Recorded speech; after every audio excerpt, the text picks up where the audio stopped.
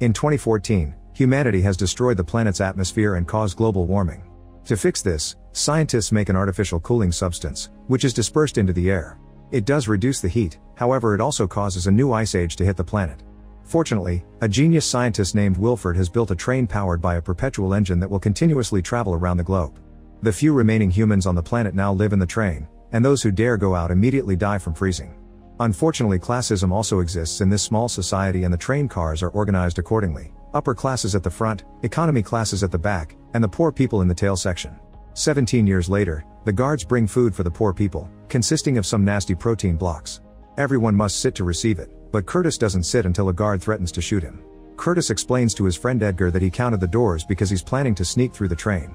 The guard then asks if there are any experienced violinists in the group, and an old couple volunteers because they used to be in the Boston Symphony Orchestra. The guard tries to just take Gerald because they only need one musician, but Gerald refuses to go without his wife. This causes the guard to beat up the woman and break her hand before dragging Gerald away. Afterward, Curtis visits Tanya and her son Timmy to ask the boy to trade protein blocks. Curtis cuts up his new block and finds a small capsule with a message in it, which he takes to Gilliam, an old one-armed man who sits next to a Wilford logo on the wall. The message says Nam, the name of a security expert from the prison section. Curtis wants to find him so he can help them with the revolution, so Gilliam assists Curtis in mapping out their options. Later, while everyone is sleeping, a bunch of guards arrive with Wilford's assistant Claude, who starts measuring all of the children with a tape.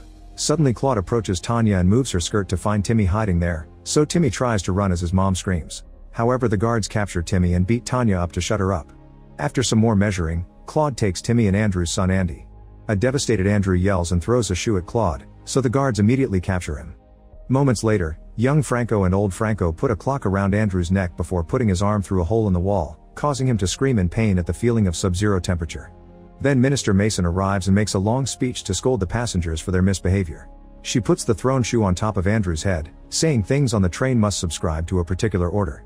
Next, Mason calls Wilford on a phone to make him offer a speech too, but he doesn't answer. The Francos take out Andrew's arm, which is completely frozen, and smash it with a giant hammer to finish the punishment. For the following few days, the poor people begin working hard on putting things together to make a tool that will help with the revolution. Curtis also obtains some chronol, which are small blocks of industrial waste used by addicts to get a kick, but they're also highly flammable. He can't stop thinking about the fact Mason called the guards' weapons useless guns, theorizing that they ran out of bullets during the last revolt. While everyone works, the artist of the group makes drawings of all the important moments, and he gifts Andrew and Tanya portraits of their kids. One day, the alarm suddenly goes off and everyone scrambles to get in line for the guards. Their device is ready, so to create a distraction, they start yelling in protest of the protein blocks. A guard grabs an old man and threatens to shoot him, so Curtis runs forward and puts the gun on his own head instead.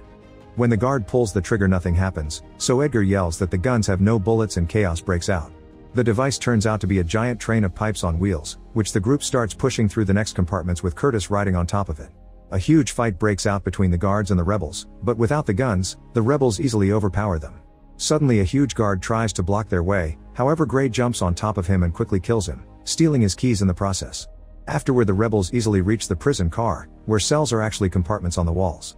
Using the keys, they manage to release the security expert Nam, who looks rather dazed because he's an addict.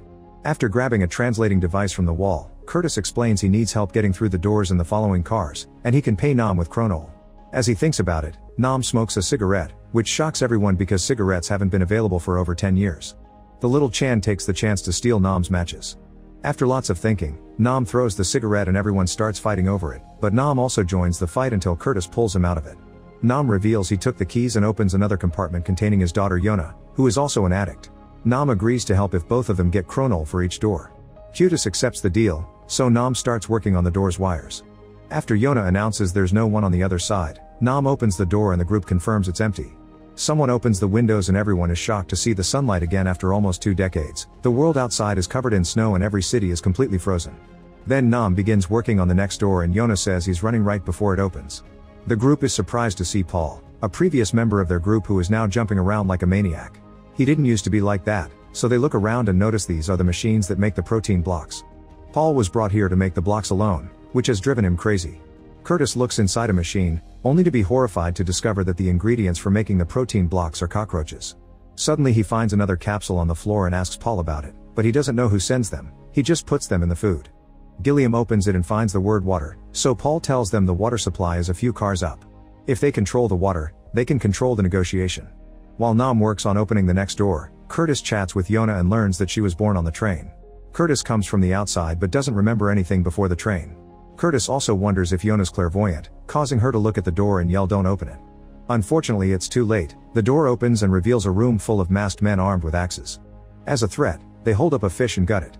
The rebels aren't intimidated and run forward, causing a chaotic fight to start. Both sides quickly begin losing people as they kill each other without mercy, splattering blood all over the car. Edgar and Curtis try to advance through the crow as they kill lots of masked men, but suddenly Curtis slips on the fish. A man tries to kill him when he's down, but Edgar jumps to kill him first just in time. At the front of the car there are even more masked men and a few guards, who announce they're about to cross a bridge. Then the men begin counting down, and when the train reaches the bridge, they yell Happy New Year. Unfortunately, since last year, several banks of ice have formed on the bridge. The train shakes like crazy as it goes through them, causing everyone to fall to the ground except for Yona and Nam, who look out the window to check on the cliffs below. Eventually a guard announces that they've crossed the bridge and everyone stands up to fight again, only to be interrupted when Mason and the Francos enter the car. She scolds the rebels for being ungrateful for the shelter and food that Wilford has been giving him all these years and informs them that 74% of them will be killed. A furious Curtis throws an axe at her face, but it gets blocked.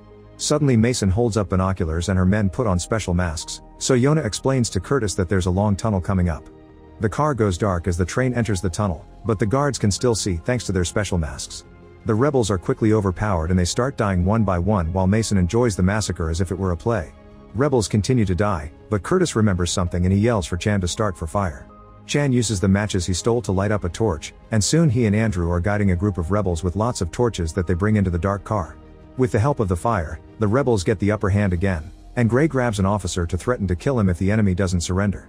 Mason doesn't care about some low-level employee, so Gray kills him and continues to fight, throwing a knife to stab Mason in the leg. Curtis sees an opportunity and runs towards Mason, only to realize that young Franco has caught Edgar. For a second Curtis doesn't know what to do, but in the end he chooses the needs of the many and runs to capture Mason while Franco kills Edgar. As soon as Curtis grabs Mason, she orders everyone to stop fighting. Young Franco tries to kill Curtis, but Yona comes out of hiding and impales him with a metal rod. After the group captures old Franco, they wash the blood off in the next car, which has running water. Tanya and Andrew hurt Mason to make her talk, but Mason only knows that the children are taken to Wilford. Now it's Curtis' turn to threaten her, saying he can turn off the water supply. However, Mason laughs as she explains that the water comes from the front of the train. It's the snow and ice the train breaks as it moves. Curtis is ready to kill her, but Mason manages to convince him to take her with them because she can guarantee safe passage. That night the group decides to rest, but Curtis and Gilliam stay up discussing the next move. Gilliam doesn't like how many people have died already, so Curtis volunteers to keep going alone while Gilliam watches over the group and the prisoners. After looking at Curtis' arm scar, Gilliam accepts. The next morning, Curtis leaves with Andrew, Tanya, Nam, Gray, and Yona, always keeping a handcuffed Mason at the front. The first car they enter is a greenhouse, where fruits and vegetables are grown for the upper class. Nam gives Yona some dirt because she never touched it before, and she's surprised by the worms. The next car is a giant aquarium, and Mason offers the group to have sushi. In this train, fish are only eaten twice a year because they must maintain the balance of the ecological system. Mason tries to eat some sushi too, but Curtis stops her and makes her eat a protein block instead, enjoying her face because she knows what's in it. After passing through the butcher car, they find a classroom full of screaming children. Tanya and Andrew immediately ask for their kids using the drawings, but a boy only knows that they were taken further in the train. The teacher turns on a video full of propaganda that teaches the kids that Wilford is their merciful savior. The children absolutely love it and even cheer for their leader. Next, the teacher plays an instrument and sings a song that teaches the children they'll freeze and die if the train ever stops. At that moment, they pass by a spot in the landscape where 15 years ago, 7 people once tried to escape, and now their bodies are frozen statues in the snow. Then a man comes in with a cart filled with New Year's warm eggs. Both the children and the rebels grab eggs to eat while Gerald also shows up to play the violin for them. After Tanya notices how much Gerald has changed since he got this job, Curtis finds a capsule in the egg with a message that says blood. When the cart man reaches another car, both he and the teacher pull guns out of the piles of eggs to begin shooting. Everyone ducks for cover, but sadly the teacher kills Andrew before Gray ends her with a knife. Mason tries to shoot Curtis, but he kicks the gun out of her hand right as a live video appears on the classroom's TV. The cart man has killed all the rebels, and now old Franco can shoot Gilliam. A grieving Curtis gets his revenge by killing Mason. The group keeps going, and in the following few cars, they find the fancy people using all kinds of services like doctors, tailors, and a beauty salon. While they cross the dining room, Franco gets moving too and notices the train is turning in a way that his car and the one with the rebels are adjacent. Franco immediately opens fire and Curtis shoots back, missing all the shots until they both run out of bullets. While they reload, Nam sees a snowflake getting in through the bullet holes, which he considers a clue. Then Franco and Curtis shoot once more, but since this isn't going anywhere, they decide to move on. The group crosses a spa before reaching a sauna, where they hide in the stalls before Franco and two guards catch up to them. Franco opens a stall and kills a high-class passenger, then he kills the guard that calls him out for it. At that moment Gray jumps out to kill the other guard and stab Franco in the shoulder, so a fight ensues. As the two men struggle, Curtis comes out to shoot Franco, but he can't aim without hurting Gray. When Franco knocks Gray out, Curtis finally shoots, but Franco shoots back and hurts Curtis' arm. Tanya tries to attack Franco too, but he just shoots her down. Next Curtis starts fighting Franco hand to hand, and after lots of struggle, Franco knocks Curtis out. Then Franco tries to stab Curtis, only to be stopped by Gray. This time Franco overpowers him quickly and stabs him in the chest, killing him. When Franco opens another stall, he finds Nam hiding behind a woman, triggering yet another fight. As Nam pushes Franco down and begins strangling him, Yona comes out and grabs the knife to kill him. However, Nam doesn't want her to kill and makes him drop the knife, which is grabbed by an awakening Curtis to stab Franco in the side. Afterward Curtis rushes to check on Tanya, who asks to see Timmy's drawing one last time before dying. The group keeps moving and they cross a car hosting a loud party full of alcohol and decadence, followed by a car with pits filled with addicts. Nam and Yona use this chance to steal some furs and alcohol. Next they go through a computer car, and after crossing a bridge, they finally make it to Wilford's vault door. While Yona passes out because she drank too much, Curtis tells Nam to open the door. Nam asks for more Kronol, causing Curtis to lose his mind and begin beating on the door.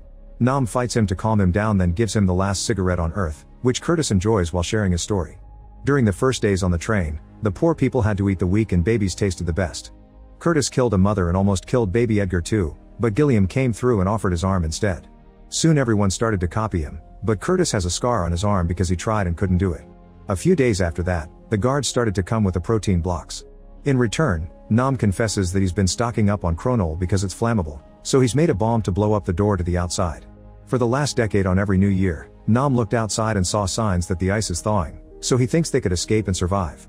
Suddenly the door opens and Claude comes out to shoot Nam and take his Kronol bomb before telling Curtis that Wilford has invited him to dinner. Curtis comes inside and finally meets Wilford, who explains Curtis is the first person to have walked the total length of this train because he's never been to the back. Then Wilford talks about the importance of ecological balance, but since natural selection would have taken too long, years ago he made a plan. It turns out he and Gilliam have been working together all along and they designed fake revolutions that brought the population down. Curtis should have lost a few cars back but he got lucky, so to fix the balance, Wilford calls the egg guy and orders him to kill all the remaining poor people in the back but to spare 18 to celebrate their 18th year. The sound of screams and gunshots comes through the phone, and Curtis realizes the logo Gilliam sat next to was his own private phone. Meanwhile Franco wakes up in the sauna and simply pulls out the knife. Outside Wilford's car, Yona and Nam also wake up, only to notice one of the partygoers coming to attack. Nam quickly stops him and pushes him into the train's mechanism to kill him, however there are more furious partygoers coming. To hold them back, Nam blocks the bridge while telling Yona to open the door. Back to Wilford, he brings Curtis into the engine so he can have a moment alone, which he hasn't experienced since he got on the train. Overwhelmed, Curtis drops to his knees and cries while Wilford brings him the last capsule with a message that says train. Wilford wants Curtis to take his place as leader, saying it's what Gilliam wanted too. Outside, Franco starts making his way through the partygoer crowd at the same time Yona finally opens the door. Claude comes out to investigate, but Yona kills her and takes her gun, firing it at Franco until she runs out of bullets. Franco is still alive, so Nam tells Yona to get the Kronol back from Claude and the matches from Curtis. Yona runs inside and holds her hand out, but Curtis is under Wilford's manipulation and pushes her away. Desperate, she grabs a fork and lifts a floor tile to reveal Timmy working on powering the engine. Wilford explains that they've run out of parts through the years, so nowadays he uses kids as a replacement. A furious Curtis jumps on Wilford to beat him up, then he painfully reaches into the tile to stop the engine cogs and gives Yona the matches. While Yona runs out, Andy comes out of a compartment and goes to the engine to activate it again. In just a second, Nam kills Franco, Yona lights up the Kronol, and Curtis pushes through the pain of breaking his arm to stop the engine again so that Timmy can climb out. Then the group runs to hug as the Kronol explodes, blowing up the door but also causing a giant avalanche that pours down on the train. The cars begin to fall one by one and the train goes off the tracks until the front jams into the snow and finally stops. Moments later, Timmy and Yona wake up in the car surrounded by fire and the bodies of anybody else. Wearing the stolen furs, they go outside and watch a polar bear as they realize they won't die from freezing. Make sure to subscribe and turn on notifications so you can watch more videos like this. Thanks for watching.